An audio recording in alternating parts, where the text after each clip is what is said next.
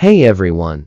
We all know no kid likes to be told to eat their fruits and veggies. Maybe it's their sometimes strange appearances, odd flavors, and textures. Or maybe it's just the fact that their parents are telling them to do it. But there are some fruits and vegetables that are truly spectacular and much more interesting. Join me for today's video, where I'm gonna count down the top 5 most unusual fruits and vegetables that people eat. Now, as you know, before we start, I would like you to give this video a like and hit that subscribe button. Number 1. Cucamelons. Alright. Watermelons truly make for the most enjoyable and perfect summer treat. We all come to know that consuming them as a delightful side at a scrumptious cookout, or simply carving some up and having a cozy time in the park on a rather hot day, making these delightful watermelon coolers one of the most sweetest ways to unwind. But you know what they'd be even better at?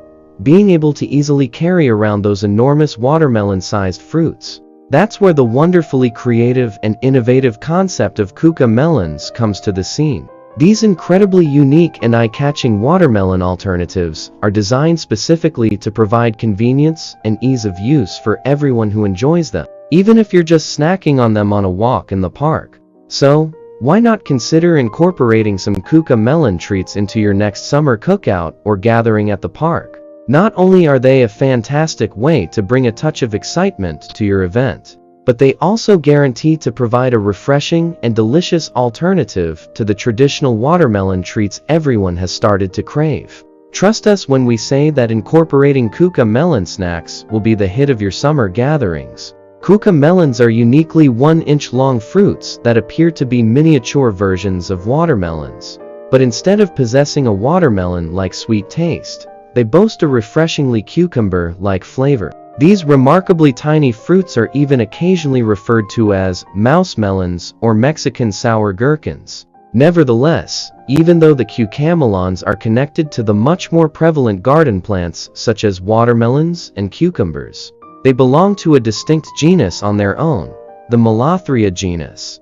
There's no need to peel these tiny and delightful mouse melons, as the entire thing is completely edible. For optimal results, it is recommended to plant cucamelons in full sun and in well-draining, highly porous soil. The vines of these charming plants can grow up to 5 to 10 feet long. But do not worry, these beautiful annual vines will not get going too quickly. Additionally, these easy-to-grow cucamelon vines are highly pest, drought, and disease-resistant, which means you can rest assured that they will withstand various environmental challenges. Furthermore, these lovely cucamelon plants produce tiny yet ripe fruit, which can be enjoyed in just 60 to 75 days from the time of planting. Number 2.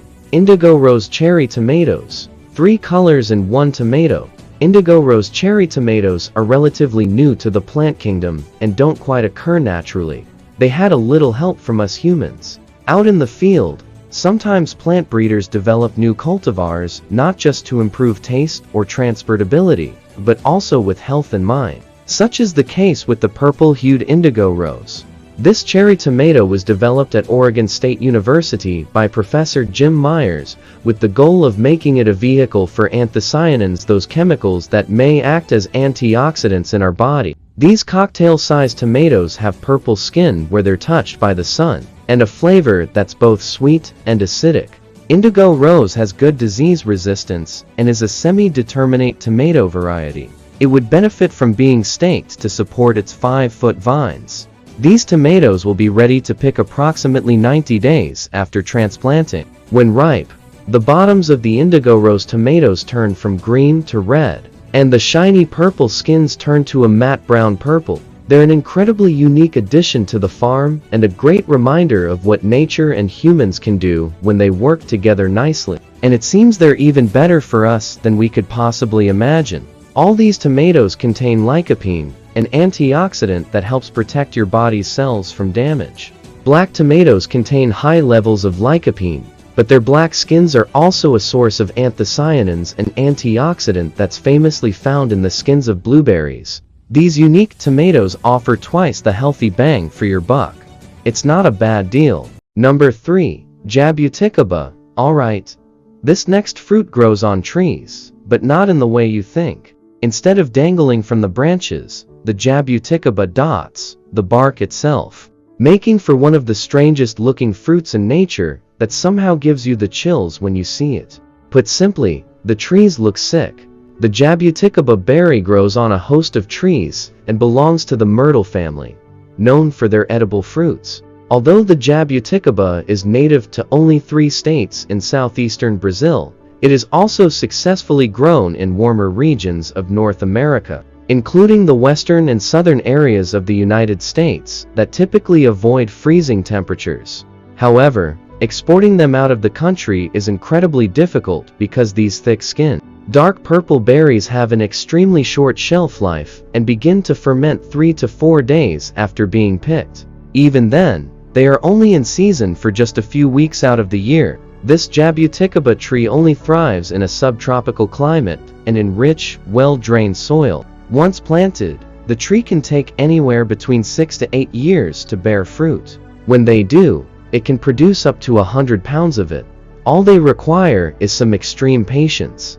So, what do these berries taste like? Well, they are both sweet and acidic, with tough, tart skin and a pale, fleshy center.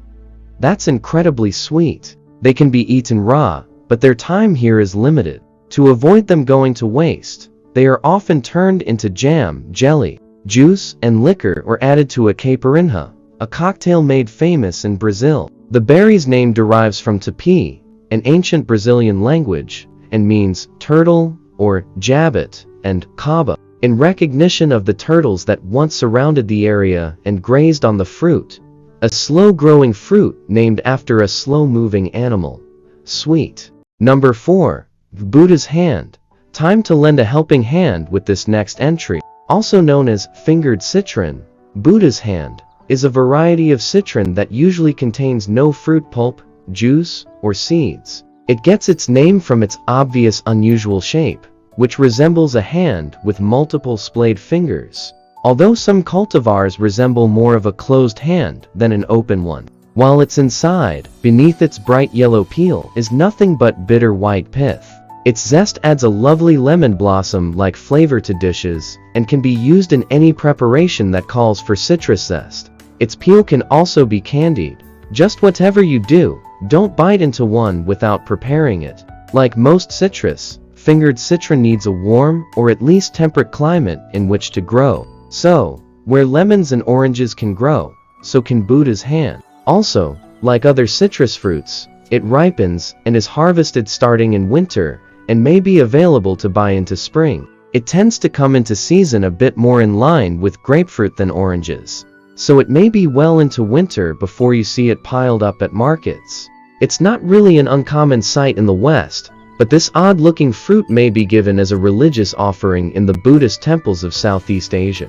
According to tradition, Buddha prefers the fingers of the fruit to be in a position where they resemble a closed hand to symbolize the act of prayer. In China, the Buddha's hand fruit is a symbol of happiness, longevity, and good fortune, and is a traditional New Year's gift. Number 5. Romanesco. Alright, there's really only one way to describe this final vegetable on our list. Trippy. It's also known as braca flower or Roman cauliflower. Romanesco is a chartreuse, unique-looking vegetable prized for its mind-blowing, fractal appearance. It's sometimes assumed to be a hybrid between broccoli and cauliflower, but it's botanically different, resembling spirals instead of a tiny tree. These near-perfect fractals, which together form the overall spiral of a head of Romanesco, make it an attractive choice at the market and way too hard to take your eyes off of, especially when seeing it for the first time. Romanesco looks more like a work of art than it does a vegetable, and really makes you wonder what forces are at work when something like this can sprout. Simply put, it's stunning. So will biting into one of these reveal the secrets of the universe to you, unfolding both time and space? Oh, well no, but what you'll get is a milder, sweeter, and nuttier flavor and a more tender consistency than that of broccoli and cauliflower. Or, if you'd rather hang it up on the wall as a work of art, well, that may work too, for a short time. This is the end of this video. Make sure to drop a like and subscribe to this channel. You don't want to miss out on the other videos we have for you. So click that notification bell to get notified once we drop new videos.